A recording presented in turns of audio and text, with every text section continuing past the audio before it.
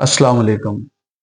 Sociology, psychology, physiology, morphology, theology کے علاوہ بہت سارے سبجیکٹ پہ مہارت حاصل کرنے کے بعد ساحل ادیم صاحب نے اب انٹرنیشنل ریلیشن میں بھی جو ہے وہ تالا آزمائی شروع کر دی ہے، پنجہ لگانا شروع کر دیا ہے، تو آپ لوگ تھوڑے سے محتاط ہو جائیں۔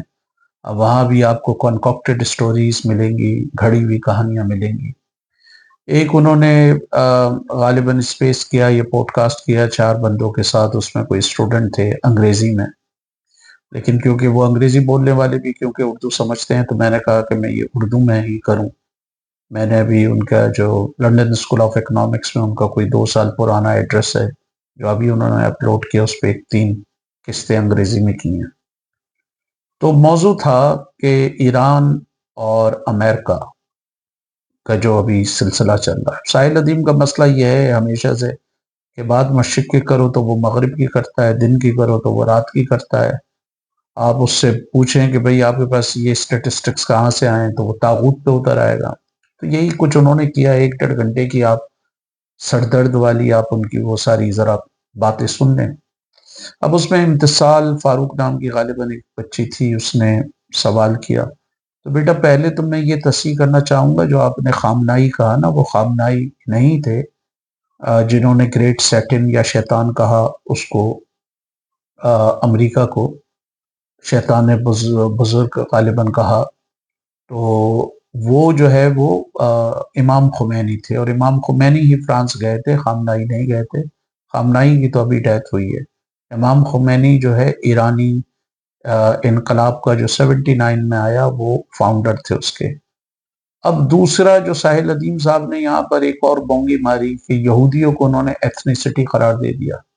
اب یہ شخص انٹرنیشنل ریلیشن پر بات کر رہا ہے۔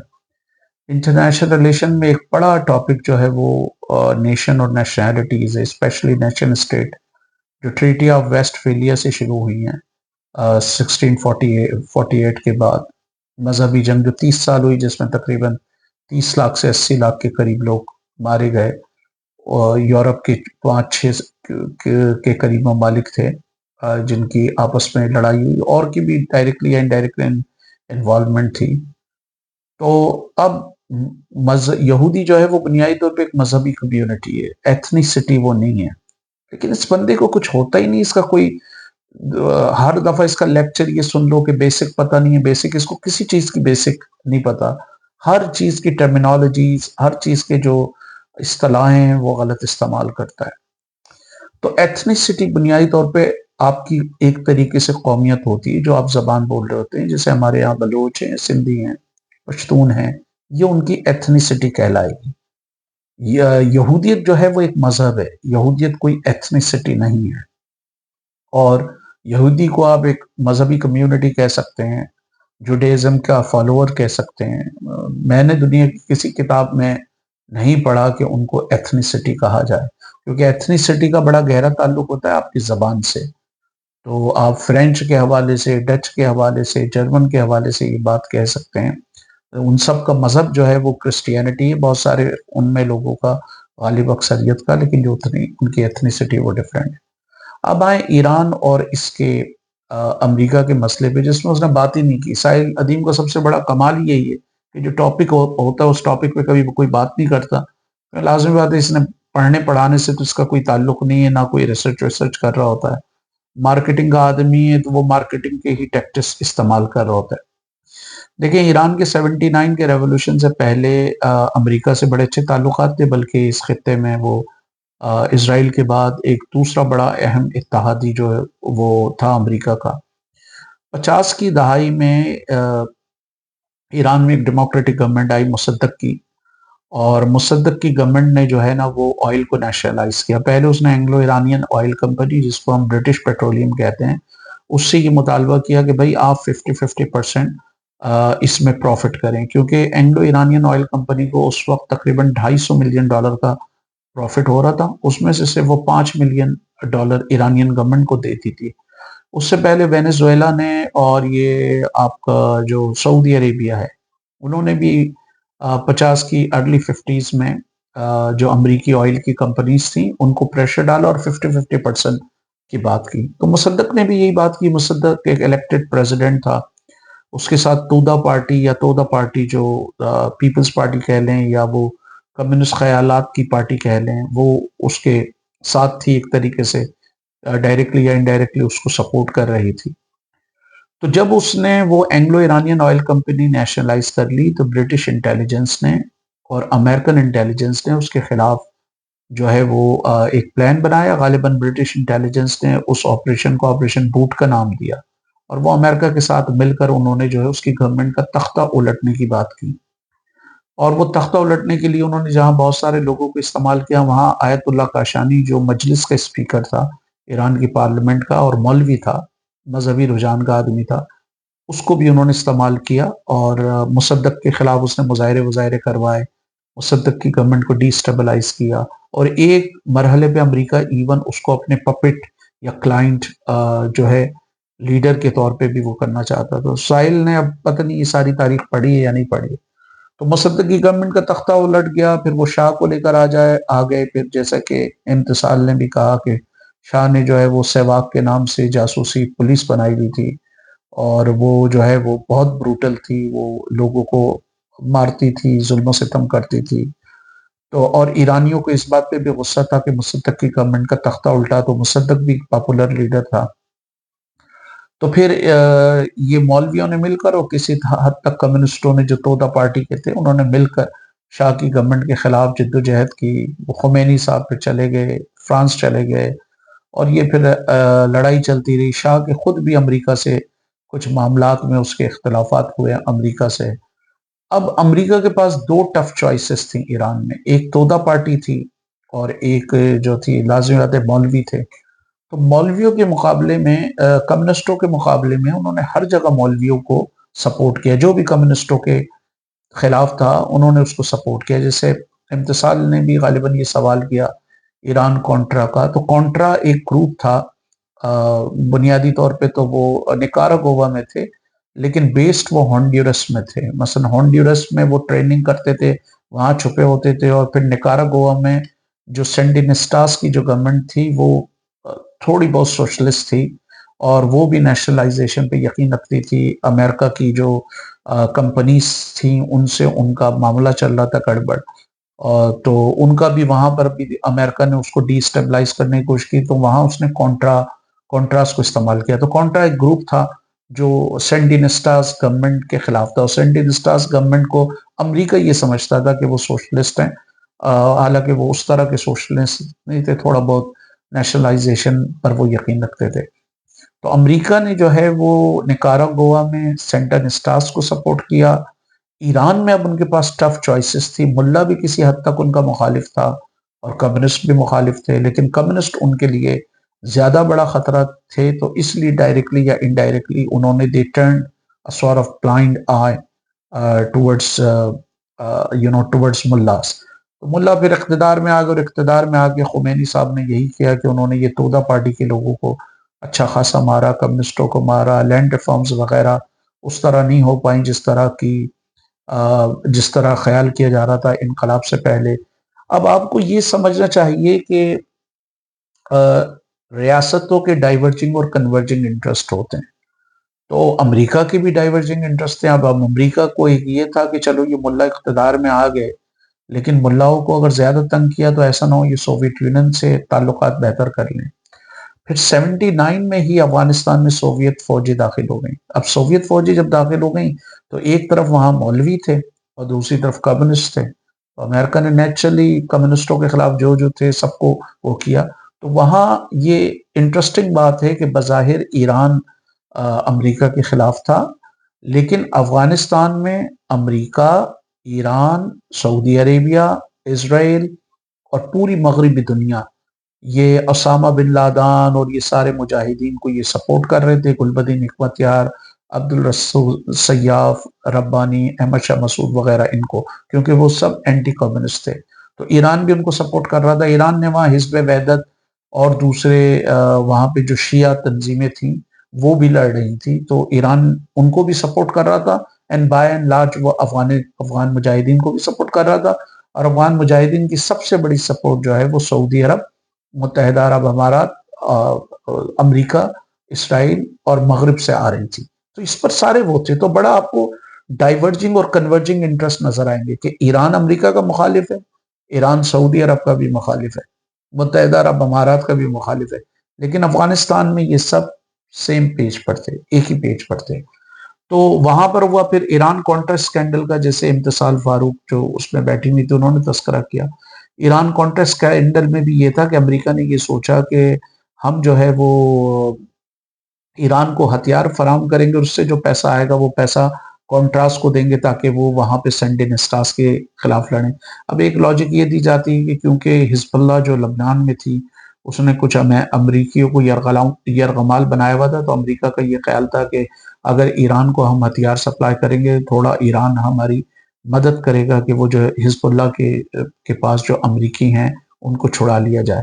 تیسرا، امریکہ کو یہ بھی خطرہ تھا کہ اگر ایران کو بہت زیادہ آئسولیٹ کیا تو ایسا نہ ہو کہ وہ سوویت یونین سے قریبی تعلقات کر لے، اور وہ امریکہ کے لیے خطرناک ہوتا کیونکہ سوویت انفلوئنس آلریڈی 79 میں افغانستان میں بھی تھا، اور اگر ایران میں بھی سوویت انفلوئنس پڑتا تو امریکہ کے لیے یہ خطرناک ہوتا. تو یہ بنیادی طور پہ باتیں ہیں جو وہ سمجھنا چاہیے کہ ایران نے بظاہر 79 میں بھی اور اب بھی وہ اسرائیل کے خلاف نعرے وارے لگائے، لیکن افغانستان میں ایران، اسرائیل، امریکہ، مغرب، سعودی عربیہ، متحدہ عرب امارات وغیرہ یہ سب ایک ساتھ تھے، پاکستان بھی ایک ساتھ تھا.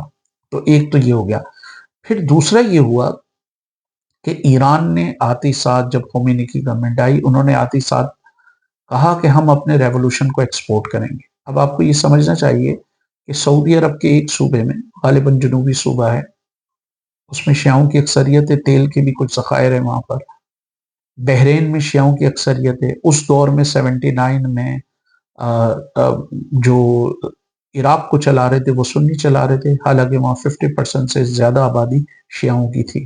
بحرین میں بھی 50% سے زیادہ آبادی کہا جاتا ہے کہ شیعوں کی ہے، لیکن وہاں بھی ایک سنی ڈائنیسٹی ہے.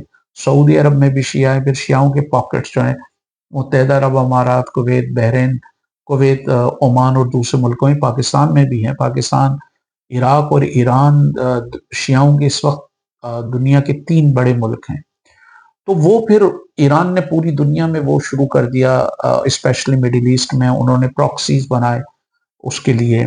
تو سعودی عرب کو اس سے خطرہ ہوا تو سعودی عرب نے بھی اس کے ساتھ ساتھ پراکسی بنایا. اگر آپ پاکستان کے کانٹیکس میں دیکھیں تو سپاہ صحابہ کو سعودی عرب سپورٹ کر رہا تھا جنرل ضیاء کے دور میں، اور جو ہے وہ تحریک نفاذ فقہ جعفریہ جو ہے وہ اس کو ایران سپورٹ کر رہا تھا. اسی طرح پاکستان میں ہمارے ہاں امامیہ اسٹوڈنٹ آرگنائزیشن تھی، تو وہ فرقہ واریت بڑی، اور جنرل ضیاء کے دور میں مشہور فرقہ وارانہ واقعات ہوئے. گلگت بلتستان میں شیعوں کو مارا گیا، پارا چنار میں مارا گیا، دوسری جگہ یہ ہوا. شیعوں نے بھی ریٹیلیٹ کیا، اسپیشلی 90 کی دہائی میں شیعہ سنیوں نے آپس میں ایک دوسرے کو جو ہے وہ مارا.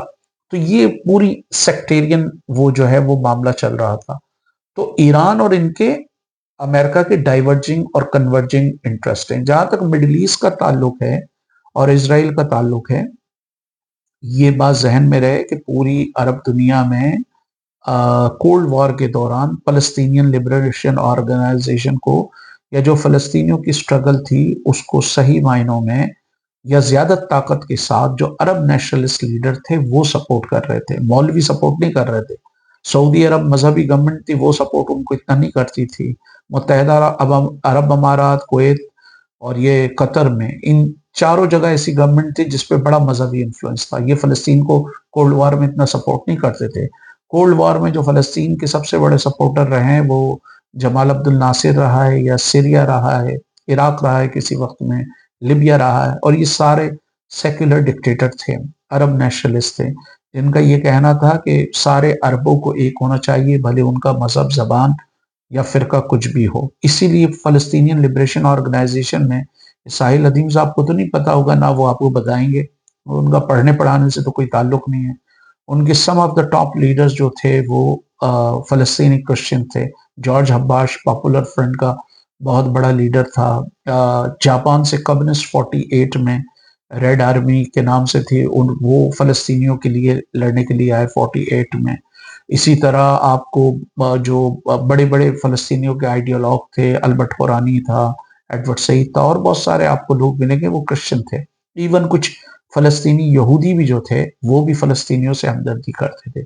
اگین بہت سارے یہ ساحل ادیم جیسے مولوی آپ کو بہت کم بتائیں گے کہ ایون حماس کو بنانے میں یا حماس کو ڈائریکٹلی یا انڈائریکٹلی سپورٹ کرنے میں اسرائیلی انٹیلیجنس کا بڑا رول تھا، کیونکہ فلسطینین لبریشن آرگنائزیشن جو تھی اس کے اندر مختلف فلسطینی تھے، کرسچن فلسطینی بھی تھے، ڈروز بھی تھے، مسلمان بھی تھے، شیعہ بھی تھے، سنی بھی تھے، ہر طرح کے تھے. حماس نے اس تحریک کو ایک مذہبی رنگ دیا جس سے فلسطین کی جو قومی جد و جہد ہے اس کو نقصان ہوا. جس طرح کشمیر میں جموں کشمیر لبریشن فرنٹ جو تھی وہ سارے کشمیریوں کو اپنے ساتھ ملانے کی بات کرتی تھی، حالانکہ ان کے تضادات بھی تھے. وہ کشمیری ہندو پنڈت ہوں، سکھ ہوں، کشمیری یا بدھسٹ ہوں، شیعہ ہوں، سنی ہوں، سب کو ملانے کی بات کرتی تھی. تو وہاں لشکر طیبہ اور جیش محمد اور یہ دوسری تنظیمیں حزب المجاہدین وغیرہ نے جس طرح مذہبی طور پہ وہاں پہ لڑائی کی اور کشمیریوں کی جو ایک قومیتی بنیاد پر یکجہتی تھی اس کو نقصان ہوا، اسی طرح فلسطین میں بھی حماس کی جو تحریک تھی اس سے فلسطینی جو قومی جدوجہد تھی اس کو کم از کم حماس کے انیشیل ایئرز میں جو ہے اس سے نقصان ہوا اس کو. تو یہ بنیادی طور پہ وہ تھا. اب یہ اسرائیل کی ہمیشہ سے خواہش تھی کہ اسرائیل نے اگر آپ تاریخی تناظر میں دیکھیں تو بنیادی طور پہ امریکہ اور اسرائیل نے مل کر ہر اس ملک کا جنازہ نکالا جس ملک نے فلسطینیوں کو سپورٹ کیا. اسی دور میں عراق نے کیا، اس کا جنازہ نکلا، شام نے کیا، اس کا جنازہ نکلا، لیبیا نے کیا، اس کا جنازہ نکلا. تو یہ سارے ممالک جنہوں نے، شام ہے، لیبیا ہے، عراق ہے، ان سب کا جنازہ نکلا. لیکن جن ممالک میں مذہبی اثرات کی گھمنڈ تھی، ایجپٹ کا بھی جنازہ انہوں نے نکالا، جمال عبد الناصر نے ان کو سپورٹ کیا تھا ایجپٹ میں بھی. لیکن ہر جگہ امریکہ ان ممالک کا جنازہ نکالنے میں کس نے اہم رول پلے کیا؟ سارے مولویوں نے. آپ عراق میں کسی حد تک شیعہ مولوی تھے اور کرد تھے. سیریا میں آپ دیکھ لیں گے احمد شرح جولانی دہشت گرد جو تھا، آج وہ کہتا ہے کہ ہمارا اسرائیل سے کوئی جھگڑا نہیں ہے اور وہ سارا نہیں ہے. ابھی وہ جو ہے وہ یورپ میں بھی جا کے لوگوں سے مل رہا ہے، ٹرمپ نے بھی اس کو گلے لگایا ہے. اور یہ احمد شرح جولانی وہ شخص تھا جو القاعدہ کا بھی فاؤنڈنگ ممبرز ہے سیریا میں، النصرہ فرنٹ کا بھی فاؤنڈنگ ممبرز ہے، یہ دہشت گرد تنظیمیں تھیں. اور ابو مصعب زرقاوی جس نے ہزاروں کی تعداد میں شیعوں کو مارا، یہ اس کا بھی رائٹ ہینڈ مین ہے. آج امریکہ بھی اس کی حمایت کر رہا ہے اور وہ بھی کر رہا ہے. اسی طرح آپ افغان طالبان دیکھ لیں، وہ بھی مولوی ہیں. $21 بلین سگار کی رپورٹ کے مطابق اسپیشل انسپیکٹر جنرل اور افغانستان جو امریکہ کا ایک ادارہ ہے اس نے کہا $21 بلین سے زیادہ دے چکے ہیں. تو یہ باتیں ساحل ادیم صاحب یہ جتنے مذہبی رجت پرست ہیں یہ آپ کو یہ سچ نہیں بتائیں گے. تو اسرائیل نے ایک پالیسی کے تحت جتنے بھی وہ عرب ممالک تھے جو اسپیشلی سیکولر عرب ممالک جنہوں نے فلسطینیوں کو سپورٹ کیا تھا ان کا جنازہ نکال دیا یا ان کو کمزور کر دیا. ایجپٹ کو کمزور کر دیا ہے. جمال عبد الناصر نے ان کے خلاف لڑائی لڑی تھی. 48 کی جو لڑائی ہوئی ہے اس میں بھی ایجپٹ، جارڈن، سیریا وغیرہ نے کسی حد تک، عراق نے بھی سپورٹ کیا. 67 میں بھی فلسطینیوں کو ڈائریکٹلی انڈائریکٹلی انہوں نے سپورٹ کیا. 73 میں بھی ان کو سپورٹ کیا. تو ان کو کیا. لیکن وہ عرب ممالک جہاں مذہبی حکومتیں تھیں، سعودی عرب ہے، کسی حد تک جارڈن بھی ہے، کویت ہے، متحدہ عرب امارات ہے، جہاں شریعہ کی بہاریں ہیں، شرعی قوانین ہیں. سارے مولویوں کا وہ جو متوع جو ہے وہ بھاگ رہے ہوتے ہیں خواتین کے پیچھے کہ برقع اوڑھا یا نہیں اوڑھا ہے. ان کو نہیں ٹچ کیا اسرائیل نے، ان کا نقصان دہ نہیں ہے. متحدہ عرب امارات کے بڑے اچھے تعلقات ہیں، سعودی عرب کے بڑے اچھے تعلقات ہیں، کویت وغیرہ کے بھی اچھے تعلقات رہے ہیں. تو اسرائیل کا بیسک ٹارگٹ جو تھا وہ ممالک تھے جنہوں نے ماضی میں بڑی طاقت کے ساتھ، بڑے ولولے کے ساتھ اور جذبے کے ساتھ فلسطینیوں کو جو ہے سپورٹ کیا تھا. لازمی بات ہے جب ان سب کی سپورٹ ختم ہو گئی تو پھر ایران نے کسی حد تک کیا. ایران آخری ملک ہے. آپ نے تو نہیں دیکھا نا کہ اسرائیل نے کوئی خالی قطر پر تھوڑا بہت اس نے کیا، لیکن بائی اینڈ لارج کبھی سعودی عرب پر، کبھی متحدہ عرب امارات پر، کبھی کویت پر، ان ممالک پہ تو حملہ نہیں کیا، کیونکہ ان ملکوں نے فلسطینیوں کی اس طرح تو مدد نہیں کی. ان ممالک میں کچھ انڈیویجولز ہوں گے جنہوں نے فلسطینیوں کو مالی طور پہ ہیلپ آؤٹ کیا ہوگا، لیکن جو فزیکلی ہیلپ آؤٹ کیا، بڑا رسک لیا، وہ شام نے لیا، وہ کرنل قذافی نے لیا، وہ حافظ الاسد نے لیا، بعد میں بشار الاسد نے لیا، اب عراق میں جو ہے ان کی سپورٹ رہی، ایجپٹ میں ان کی سپورٹ رہی، جمال عبد الناصر نے بہت سپورٹ کیا، تو ان کے خلاف ہی اسرائیل نے وہ کیا۔ اب اسرائیل کی ایک اسٹریٹجی یہ بھی ہے کہ وہ مڈل ایسٹ میں کلائنٹ اسٹیٹ چاہتا ہے، تو اس کی یہ کوشش ہے، تھی پہلے بھی، کہ عراق میں وہ کردوں کو سپورٹ کر کے وہاں پر ایک وہ بنا لے کرد ریاست، اور پھر اس کو اسرائیل استعمال کرے عربوں کے خلاف۔ اسی طرح شام میں ایک اگر کرد ریاست بن جاتی ہے، اور ایران میں بھی اگر ایک کرد ریاست بن جاتی ہے، تو وہ اسرائیل کے مفادات کے لیے ہوگی۔ لیکن اس سے یہ بات بھی پیش نظر رہے، ایسا نہیں ہے کہ کرد جو ہے بہت ایول لوگ ہیں، کردوں کے ساتھ بھی صدام حسین نے بھی ظلم کیا، ایرانی گورنمنٹ نے بھی ظلم کیا، شام نے بھی ان کے ساتھ ظلم کیا، ٹرکی نے بھی کیا، ایون F-16 یوز کیے، ہزاروں کی تعداد میں کردوں کو مارا گیا، صدام حسین نے ان کے خلاف کیمیکل ویپنز وغیرہ اور یہ سارے استعمال کیے۔ اب یہ جو موجودہ صورتحال ہے، لازمی بات ہے کہ اگر کوئی انتہائی سچویشن ہوتی ہے تو امریکہ اگر بمبارڈمنٹ کرے تو وہ جو ایران ہے اس کو اسٹون ایج میں بھیج سکتا ہے، اس کا سارا انفراسٹرکچر تباہ کر سکتا ہے۔ اگر آپ ویتنام، لاؤس، کمبوڈیا کی مثال لیں، یوگوسلاویہ کی مثال لیں، افغانستان کی مثال لیں، عراق کی مثال لیں، تو امریکہ نے کیا B-52 سے بمبارڈمنٹ کریں گے۔ لیکن جہاں تک ریجیم چینج کا معاملہ ہے، ریجیم چینج ایران میں بڑا مشکل ہے۔ ایک تو یہ ہے کہ جب انہوں نے عراق میں ریجیم چینج کی تھی، امریکہ نے وہاں فوجی اتارے تھے، 2 لاکھ سے زیادہ اتارے تھے۔ عراق کا سائز جو ہے وہ جغرافیائی جو اس کا علاقہ ہے وہ کم ہے، ایران بہت بڑا ہے، یہاں تو 5-6 لاکھ اتارنے پڑیں گے۔ اور ہمیں یہ سمجھنا چاہیے کہ اگر ایران میں 1 لاکھ لوگ مرتے ہیں تو ہو سکتا ہو شاید وہاں پر اتنا شور نہ ہو، لیکن امریکہ کے 1000 فوجی مر گئے تو یہ اس کا جو ٹرمپ کا پولیٹیکل کیپٹل ہے یہ کمپرومائزڈ ہو جائے گا۔ اور لازمی بات ہے کہ اگر وہ ریجیم چینج کرنی ہے تو وہ گراؤنڈ ٹروپس کے بغیر بڑا مشکل ہے۔ امریکہ نے عراق اور افغانستان میں گراؤنڈ ٹروپس اتارے تو ریجیم چینج ہوئی، شام میں لمیٹڈ انٹرونشن کی، لیبیا میں لمیٹڈ انٹرونشن کی تو وہاں پر ریجیم چینج ہوئی ہے۔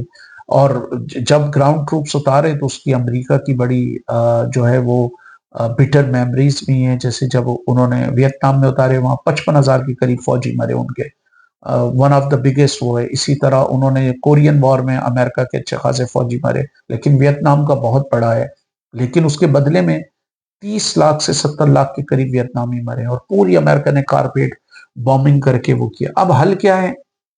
امریکہ بے لگام گھوڑا ہے۔ دیکھیں، ویتنام کی جنگ امریکہ خالی ویتنام کے جنگلوں میں نہیں ہارا، اصل وہ جنگ ہارا ہے جب ویتنام کی جنگ کے خلاف پورے امریکہ کے طول و عرض پہ مظاہرے ہونے لگے، اور پھر یورپ میں مظاہرے ہونے لگے تو امریکہ کو وہاں سے نکلنا پڑا۔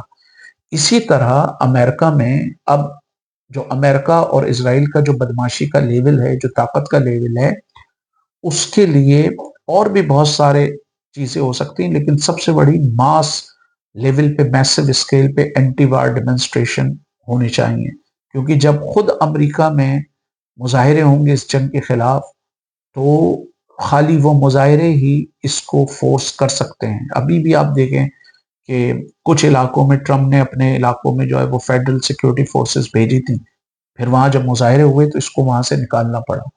تو ٹھیک ہے، آپ جمہوریت کو برا بھلا کہیں، 10 اس میں باتیں ہو سکتی ہیں، لیکن یورپ میں جب لوگ بڑے پیمانے پہ نکلتے ہیں سڑکوں پر تو حکمرانوں پہ پریشر پڑتا ہے، اور یہی ہے کہ سارے ممالک کو جو ہے وہ مل کر اینٹی وار ڈیمنسٹریشن بھی ہونا چاہیے۔ سعودی عرب، متحدہ عرب امارات کو اپنا اکنامک لیوریج استعمال کرنا چاہیے ٹرمپ کے ساتھ مل کر، اور لازمی بات ہے کہ اگر یہ ایسکلیشن بڑھتی ہے، وہ ایران میں حکومت کی تبدیلی تو بہت مشکل ہے، لیکن یہ ایران کو بھی پتا ہے کہ اس کو اسٹون ایج میں بھیج دیا جائے گا، یقیناً ہو سکتا ہے اس میں امریکہ کے 2-4-5 ہزار فوجی مر جائیں۔ اس لیے ایران بھی اکنامک لیوریج اور جو اسٹریٹجک لیوریج ہے اس کو وہ استعمال کر رہا ہے۔ اس کے پاس وہ نیچرلی امریکہ سے اس طرح لڑ تو نہیں سکتا جو امریکہ کی ملٹری مائٹ ہے، لیکن وہ جو اکنامک نقصان پہنچا سکتا ہے وہ پہنچائے گا۔ اگر جنگ آگے بڑھی تو وہ ممکنہ طور پہ گلف میں ڈی سیلینیشن پلانٹ جو ہیں جن سے وہ سمندر کا پانی صاف کر کے پیتے ہیں گلف کے کنٹریز، ان کو اڑا سکتا ہے، تیل کی تنصیبات کو ٹارگٹ کر سکتا ہے، وہاں سے حوثی اور حزب اللہ بھی ٹارگٹ کر سکتے ہیں۔